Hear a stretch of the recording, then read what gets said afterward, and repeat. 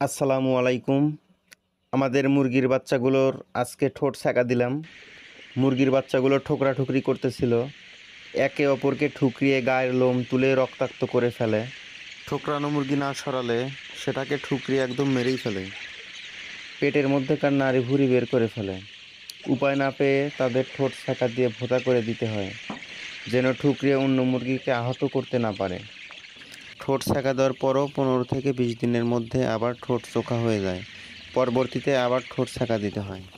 আমরা মুরগিকে ঠোঁট ছ্যাঁকা দেই গ্যাসের মেশিনের মাধ্যমে।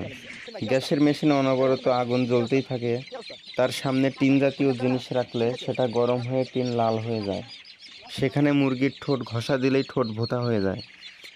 অনেক সময় হাতেও ছ্যাঁকা লাগার ভয় থাকে, তাই হাতের আঙ্গুলে কাপড় জাতীয় কিছু পেঁচিয়ে নিতে হয়, যেন হাত লাগলেও ছ্যাঁকা না লাগে। হাতে ছ্যাঁকা লাগলে সেখান থেকে মাংস উঠে যাবে। আরেকটা বিষয়, খুব সতর্ক থাকতে হয়।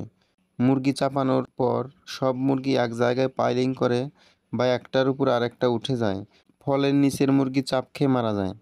আজকে আমাদের 4টা মুরগি পাইলিং করে মারা গেছে, তাই খুব সতর্কতার সাথে কাজ করতে হয়। মুরগির ঠোঁট ছ্যাঁকা দেওয়ার পর মুরগির জ্বর ও ব্যথা হয়, ও যেগুলোর ছ্যাঁকা দেওয়া বেশি হয়ে যায় সেগুলোর ঠোঁট দিয়ে রক্তপাত হয়ে মারা যায়। সেজন্য জ্বরের ও রক্তপাত বন্ধের জন্য আমরা ওষুধ দিয়ে থাকি। জ্বরের জন্য প্যারাসিটামল গ্রুপের ওষুধ ও রক্তপাত বন্ধের জন্য ভিটামিন কে ওষুধ দিয়ে থাকি। আজকের মতো এ পর্যন্তই। সবাই ভালো থাকবেন।